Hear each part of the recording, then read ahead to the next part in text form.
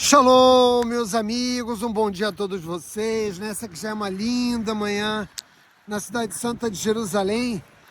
Ainda não são nem 7 horas, eu já estou aqui na região da cidade, no norte de Jerusalém, chamada em hebraico Givat Tarmoshet, mas muito popularmente conhecida como Munition Rio. No passado eu gravei no memorial, que celebra a luta dos, sobretudo, paraquedistas israelenses que travaram intensas batalhas nessa região pelo controle de Jerusalém durante a Guerra dos 6 Dias em 1967 contra tropas jordanianas.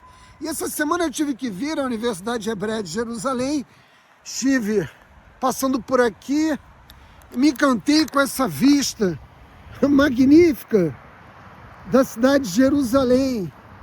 Decidi retornar agora pela manhã para poder gravar minha mensagem de Torá para vocês daqui. Como todos vocês sabem, o povo judeu vai fazer no mundo todo a leitura da nova porção semanal da Torá. Mas nesse Shabat, nós fazemos uma leitura dupla. Nós vamos encerrar o 4º livro da Torá com a leitura das Parashot Matot e Maseh. Na semana que vem, nós iniciamos o 5º e último livro do Pentateuco Mosaico. E a Parashá Matot, como todas as outras, trata de muitos temas. Da guerra que o nosso povo vai empreender com Midian, no qual Moshe ordena que cada tribo designe 1000 soldados para lutar contra o imenso exército de Midian. Nós éramos apenas 12.000, apesar de termos 600.000 soldados disponíveis, e vencemos Midian. Há grandes lições contidas aqui, sobretudo para os sionistas, que insistem em tentar forçar a todo custo a retirada dos jovens Haredim das Yeshivot de Israel para se alistar nas forças de defesa de Israel.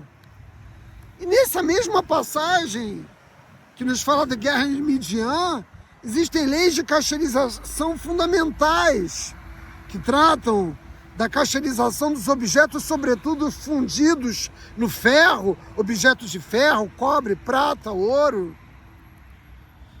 A Torá nos oferece a oportunidade de aprendermos muito, mas eu quero voltar a um tema que já tratei em outras ocasiões e que me parece o mais importante, sempre o mais atual de todos, quando nós chegamos no final do 4º livro da Torá. E esse tema é a verdade, ou melhor dizendo, o binômio mentira e verdade. Moshe Rabbeinu fala para os líderes das tribos, Matot significa justamente isso, tribos, embora no curso da narrativa da Torá a expressão Shevatim seja mais comumente utilizada para designar as tribos, aqui a Torá utiliza a expressão Matot.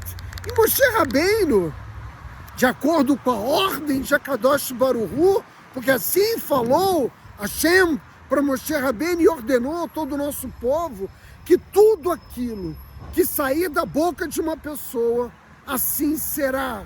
Nós já temos aqui, no início da Parashá, um princípio fundamental. Qual, Átila? Não profanar a sua palavra. Manter a sua palavra diante daquilo que foi dito, ou seja, devemos cuidar de nossa palavra, ou seja, daquilo que dizemos, daquilo que falamos. O mundo que vivemos estimula diuturnamente a profanação daquilo que sai de nossas bocas, tratando a verdade como algo que pode ser flexibilizado, como se os compromissos, as promessas que realizamos não devêssemos cumprir. E nós vivemos em sociedades profundamente mergulhadas numa crise moral derivada em grande medida da completa ausência da segurança e da confiança dos indivíduos naquilo que os outros lhe dizem. Ou não? Será que não é essa, evidentemente, a razão pela qual no campo das relações familiares, no campo da economia, no campo das relações humanas, exista uma evidente degradação pela ausência de confiança. A confiança entre os indivíduos se perdeu. E aqui, Hashem, de forma imemorial, está nos ordenando, né? Ordenando que uma pessoa cuide da sua fala, de sua língua, dos seus lábios, seus dentes, de sua boca, do que sai da sua boca, pensando pelo menos 2 vezes antes de falar, de proferir qualquer sentença. A fala, meus amigos, nunca é demais lembrar, é um dom divino. Palavras têm força para construir e destruir, isso é óbvio, mas nós devemos nos lembrar que a Kadosh Baruch Hu não criou todas as coisas num caldeirão mágico, com ingredientes mágicos. Ele criou tudo por meio de sua fala, proferindo palavras. E nós também temos esse poder de criação, porque somos parceiros de Deus no mundo. Ele nos deu esse poder de criarmos, mas também de destruirmos. Tanto no mundo físico, isso é evidente. Basta nós pensarmos o que uma intriga é capaz de produzir uma guerra que leve milhões de pessoas a serem mortas, mas também nós podemos criar ou destruir nos mundos espirituais. Nós temos um grande poder, mas na maior parte das vezes nós usamos mal esse poder, gerando sofrimento, não apenas em cada um de nós e nas pessoas que estão mais próximas em torno de nós, mas também no conjunto das sociedades humanas. Hashem criou o mundo por meio da palavra. Mas depois que você pensa e reflete antes do que vai sair da sua boca, uma vez dito, cuide para realizar aquilo que foi dito. Não trate a sua palavra como uma coisa barata, como uma coisa sem valor. Não há a possibilidade de nós reconstruirmos a confiança perdida entre os seres humanos, essa desgraça no qual tudo é relativizado. Eu disse algo hoje, mas eu não tenho intenção de cumprir. Eu pensei melhor e decidi que é mais vantajoso para mim não cumprir as minhas promessas de campanha, não cumprir as minhas promessas com os meus filhos, com os meus amigos, com o meu empregador, não cumprir as minhas promessas com os meus sócios, com todos aqueles que confiaram naquilo que saiu da minha boca. Portanto, cumpra com a tua palavra. Não porque eu estou dizendo, mas porque a Kadosh Baruch Hu diz expressamente: assim falou e ordenou o Eterno. Mas, meus amigos, eu não vim tomar a manhã de vocês apenas para dizer o óbvio. Acho que nós devemos ser corretos, acho que nós devemos ser retos, acho que nós devemos ser justos, acho que nós devemos fazer valer aquilo que nós assumimos como compromisso. Não, eu vim ensinar a vocês o segredo para a aquisição de um superpoder. Opa! Agora eu despertei o seu interesse em assistir a minha mensagem até o final. O segredo desse poder está aqui, nessa paraxá. E que poder é esse, Átila? O poder de abençoar outros indivíduos, tornando realidade algo que as pessoas buscam como parte de suas necessidades. Uma mulher com seu marido que não consegue ter filhos, uma mãe que busca cura para o seu bebê doente, um homem que busca uma companheira para se casar, alguém que teve grandes prejuízos financeiros e precisa que sua empresa continue de pé. Na verdade, as necessidades humanas são infinitas. E nós temos o poder, como parceiros da criação de Deus no mundo, porque nós exercemos essa parceria de muitas formas. Uma mulher quando concebe, mas também através da fala, através da caridade, da prática de bons atos, quando nós nos transformamos literalmente em ferramentas, instrumentos da vontade divina no mundo. E uma pessoa pode abençoar outra. O Criador nos entrega a força e o poder da bênção. Mas, Átila, que é o que você deve estar pensando aí do outro lado da câmera, como eu consigo adquirir esse poder de abençoar as pessoas, produzindo na vida delas verdadeiro milagre, santificando a tua fala, santificando a tua existência? Mas, Átila, eu não sou um Gdolim Israel, não sou um dos grandes sadiquim ou justos da Torá, não precisa. Você não precisa ser como o Rabino Haim Kanievski, de abençoada memória. Tantas vezes eu tive em Bnei Brak, vi esse justo, grande mestre, inspiração da nossa plataforma Pérolas da Sabedoria Judaica, com suas palavras, transformar a realidade, porque existe uma lei espiritual, um princípio espiritual. Você cuida da sua boca e cumpre o que diz, e Hashem te dá a força para você abençoar os demais. Não é mágica, é uma regra espiritual contida na Torá. Quem cuida da sua palavra e usa ela para o bem, quando concede uma bênção, ela se cumpre. Assim Hashem decidiu, e assim tem sido ao longo da história. Quando um justo declara algo, o Criador se vê obrigado a realizar as palavras do justo. Parece impressionante. Eu posso afirmar a vocês que já testemunhei isso um sem número de vezes na terra de Israel. Mas isso não está limitado apenas aos justos do povo judeu. Essa sabedoria, essas lições, essa verdade que foi naturalmente entregue por Moshe aos líderes das tribos, está disponível a toda a humanidade. Você também pode ser um justo, mesmo que você não seja um judeu. Você também pode ser um tzadik, mesmo não sendo um gigante espiritual da Torá. Mas, Átila, por que Deus deu esse poder aos seres humanos? Em primeiro lugar, porque nós somos parceiros do Criador em todas as coisas. E nós podemos, por meio de decretos para o bem-estar dos indivíduos e das sociedades, trazer grande benefício aos homens e ao mundo. De fato é impressionante.